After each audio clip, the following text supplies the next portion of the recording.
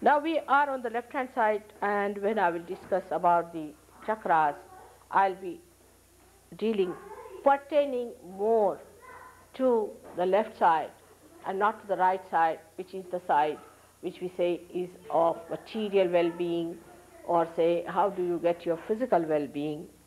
You also get your physical well-being. Now, as you see here, the first chakra is very important because you see the connection is established with the left hand side. It's a very, very important center. It's the center of your innocence. The first thing God created on this earth was innocence. And this innocence is embodied in a deity whom we call as Shri Ganesha. This deity was created long, long time back, much before anything started on this earth, the Omega and Alpha as you can call it, and he incarnated on this earth as Lord Jesus Christ. I was told that I have to be careful because there are many people who just don't believe in Jesus Christ. This is a very big conditioning of people because they are born in families who don't want to believe in Christ. Whether you like it or not, he exists. Not only he exists, but he is the only one who can really give us the path from here. So the first one is the center of our innocence. And this center of innocence was kept there at a position where it manifests in the growth, our pelvic plexus, which looks after the excretion of the body. As there are four, we can say the petals of this subtle center, in the same way there are four subplexuses for the pelvic plexus. I don't know how many I have done medicine here, but the pelvic plexus has got four excretory subplexuses. One of them is responsible for sex. Now, the idea of sex that has come to us is from people like Mr. say Freud. Now look at his life. What sort of a life he led? He had bad relations with his own mother. He's a perverted fellow. Secondly, see, look at his sense. In his own life, he should see the light of a person. Then, secondly, that he had cancer for years together and he died with cancer. So physically, he was nonsensical. Mentally, he was a pervert.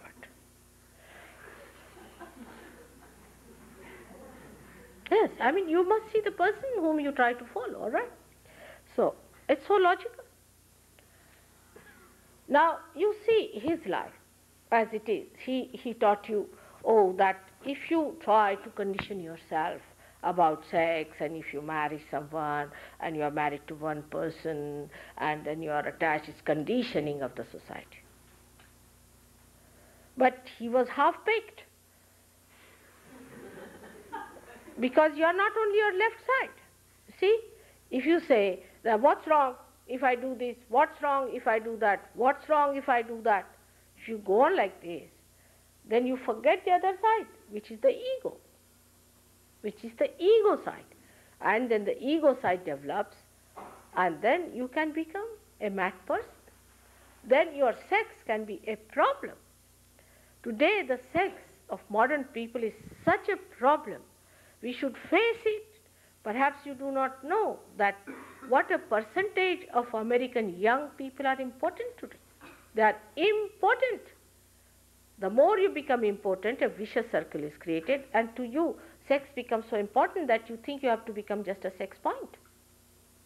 No more a human being, but a sex point. All the time you talk of sex, sex, sex, sex. What is the need? It is such a simple thing. Every animal knows, everyone knows, nobody is given education about it. In India, we never talk about it. We are producing much more children than you are producing here.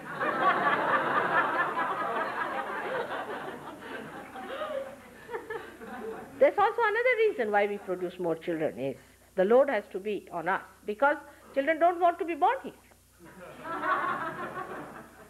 The conditions are so bad. In England, 2 children are killed. 2 children, can you believe it? Is announced. 2 children are killed every week by parents. I mean, I can't think of one parent in India who will do that. One. We have poverty, we have everything. But no mother can kill her own child. I mean, even if she has 12 children, she wouldn't mind. Mind is not the thing. She loves them. She can't afford to lose even one child out of them. I mean, it is another extreme we have. Like, we can even sell our country for our children's sake. We are to that limit.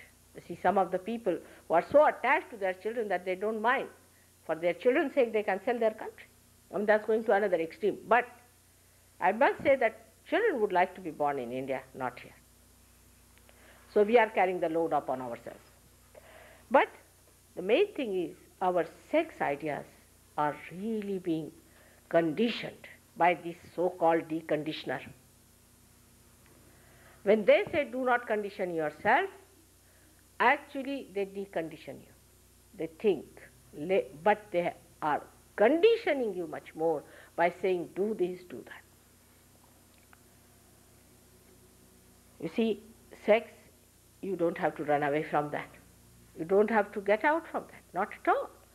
But sane ideas must be developed about sex, and you have to lead a very good married life. Married life is the blessing of the goddess on you. It's a Graha Lakshmi. The way you treat your women, the women treat you. The way, I mean, it's a reaction. You see, the men treated them so shabbily, now the women are becoming mad here. I must say they are getting mad. You can't live without men. How can you live without them? It's impossible. If you think you can live without men, you are sadly mistaken. It's a wrong idea. You cannot. And men can't live without you. Now you might say there are people, I was amazed also, another amazing thing I heard was that 65% people in California are homosexual. It's something shocking, another thing it is. Because it's perversion. Now why it happens? I had a boy in New York who came to me, who was like a boy, he had mustaches, everything, was talking like a woman, you know. I said, what's wrong with this fellow? First I didn't understand, you know. Then they told me, mother, he's something like that, and this, that, and that. I said, all right. But actually he was possessed by a woman. He was possessed by a woman. I removed that possession, and he said, now I feel like a man, and he started walking in a different way altogether. He changed his gait and everything, and he was walking in a different way. Just imagine, it was just a possession of a woman on him. So he was behaving like a woman, and he was seeking a company of a man instead of a woman, which he should seek. That's a normal thing to do. And he became abnormal. Now when they became abnormal, nobody is there to protect it. Nobody is going to tell them that this is abnormal. This is nothing that you should say, this is sin, this is illegal. Nobody is going to listen to that. If you tell human beings this is wrong, they will sit on your head. They will never do it. Never tell them this is wrong. Tell them this is right. Go ahead with it. When they suffer, they will come back. This is the way our modern society is working towards you. All right, you want homosexuality? Permit it. You want killing? Permit it. Whatever you want, you do it. Well, they have a feeling behind them that once you allow them to do what they like, either they'll be finished completely once for all, headache is gone, or once they realize they'll come back to normalcy. I think this must be the basics for everybody, not going into it and finding out that 65% people are suffering from such an absurd thing, which is not at all joy-giving. It's never joy-giving. It's just ego pampering. Because some women told me, mother, these men are so dominating and they are so horrid, and that's why we should not have anything to do with them. All right? And they try to push us here and there, and they try to harass us, so we have nothing to do with them. We'll have ladies together. I said, that's not the way. You should know how to handle them. They are very sweet. Oh, they are extremely sweet. You see, you should know how to handle them. They are like children, absolutely like children. But you have to be a real mother to understand them. They are so sweet, you can't imagine. They are extremely sweet and good people. Same about men, I would say, that the way they see the women are sort of dominating them and all that. There are ways of handling the women of that kind also. You can manage that. You see, you have forgotten the sweet methods of romance. You see, now the romance depends on the wig you wear. If a woman is wearing a particular type of a wig, the man falls in love. She changes the wig, the love is finished. These kind of artificial ideas, if you have about your relationship with each other, if it is the hair you like, if it is the eyes you like and all that, it will not last. But the feeling that we belong to each other, just we belong to each other and we have to love each other, then you don't see these defects in each other, you don't find these problems, not at all. I mean, you need not be with your husband all the time, but you enjoy the separation. And then you enjoy also the meeting. It's not that if you are away from him, then you are bored stiff, not at all. It's a very sweet thing that happens to you and can happen to all of you when you are realized. Once you are realized, you come to such a normal position that the whole thing normalizes, you see, because that's an absolute point. That's the thing that takes away all your imbalances, all your problems, and you really know what is love, what is enjoyment. This Gregor is the one who came here, did all kinds of nonsensical things here, you know. The day he was telling to me the other day that, Mother, you are the master of putting all the pieces together in a very nice integrated manner. And it's true that it is the spirit in you that does stuff. It just brings back everything that's all looking so ugly and so disintegrated into one beautiful form. And all the romances that you have heard of, now he is such a romance for his wife, you know, he's so romantic that nobody can believe that he's a modern man. A modern man is not supposed to be romantic about his wife. He can be romantic about anybody else's wife, but not his own.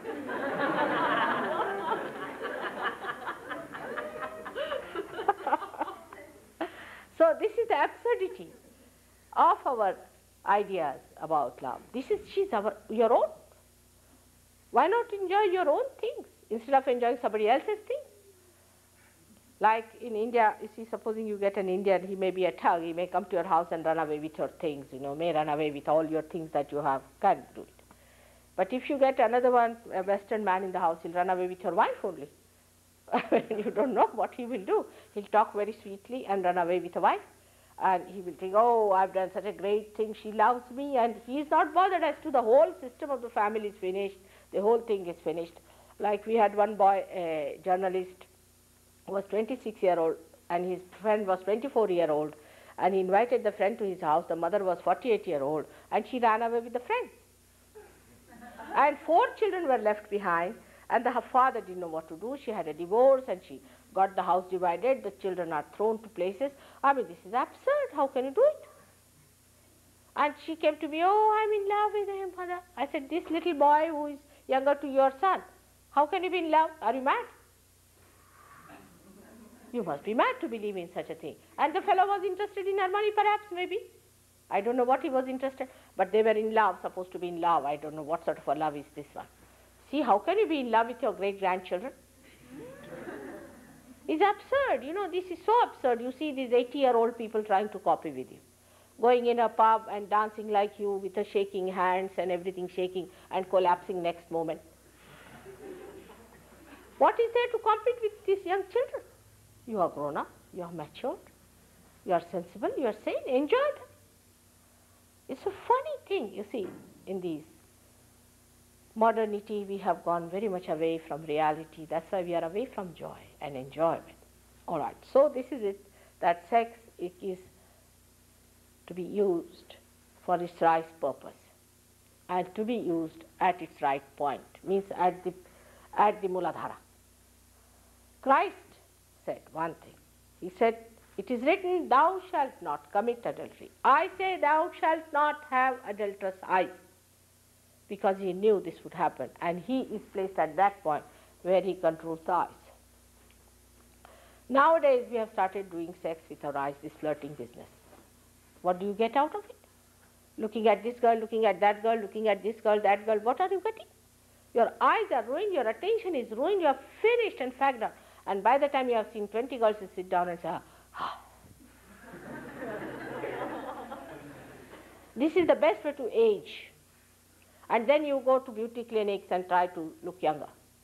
See, what is the need to look at these girls like this? They are all your sisters. Have purity in your heart. There is no need to waste your attention so much. There is no need to waste your attention. For an Indian would be looking at the things and you will be looking at the women or the men. You finish your choice at a point. You finish it and enjoy it. Even in guru shopping you do the same thing. You have come to me now, I have told you the truth. But tomorrow another guru comes in, let's go and have a look. If you have that kind of a frivolous idea about yourself, Sahaja Yoga is not going to work out in you. You have to settle down with it. You have to work it out. Your spirit is to be completely uncovered and is to be brought into complete consciousness of yours. You should really become the master. Unless and until you are master, you should not give in. And don't go to these people just to look at them, because you spoil your attention. So, doing sex with your thinking leads you to impotency. If you have to eat food with your mouth, you start eating with your nose, the mouth will be finished because it's frozen, and the nose will be finished too, and you won't be eating either. Whatever things have to do, whatever ways, you should allow that organ to work out that thing. So that's why the spontaneity in sex is lost. You think about it, plan about. How can you plan? I just can't understand. You plan about everything that is so spontaneous. And that's why there is such a problem. And people talk here as if sex is something out of the blue. It is just there, it exists, and you don't have to learn about it. It is all there. And to talk about it also is not necessary. It is your own private. It's absolutely private and sacred thing between you and your wife. That's all. Nothing beyond, nothing before. It's a very sacred thing. The more sacred it is, the more you enjoy it. I have known people in India who are 90 years of age and still very potent. One gentleman came to tell me that, mother, my wife has died and I'm still, I don't know. I said, it's all right. He said, how do you manage? I told him, how do you manage? He said, I'm living in her separation, I'm living. That's how they live. And they manage themselves. While here the people at a very young age just become exhausted and finished. So we have to understand that in Sahaja Yoga, you try, it will work out. It works out also. Gradually your attention will be stationed. You will be very much in the center and you will develop your innocence in such a beautiful manner. You get back your innocence in such. Can you believe it? Completely become so innocent and so simple that you are amazed at yourself. Your innocence is there as far as money is concerned, no doubt. Still you are intact on that point. On that point, Indians are not. You are innocent as far as material things are concerned. For example, you don't mind giving all the money to these horrible gurus as long as you get your realization. But there, I think, innocence is not stupidity. How can you give money for your realization? I mean, it's a simple thing, you must understand. You cannot pay money for your realization. One thing you must understand. Anybody who says, now I've got vibration, some people go to someone and feel heated up. Then they go on feeling heated up more and more and more. This heat is coming from that man and is going to increase your heat all the time. And it is going to increase and increase and increase, and your chakras are going to be ruined completely by this fellow. It has to be reduced, it has to come to the cooling point, and you must feel the cooling point. If you cannot feel the cooling point, then you must know that this man is absolutely wrong. Heat is not the sign of cleansing.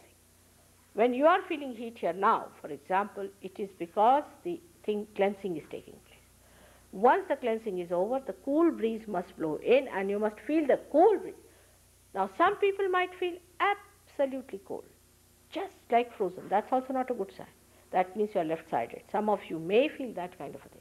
It's not the feeling, the cold is the point, it's the feeling, the cool breeze. It's a breeze-like feeling that you get from my photograph also will get. That's the way you have to judge yourself.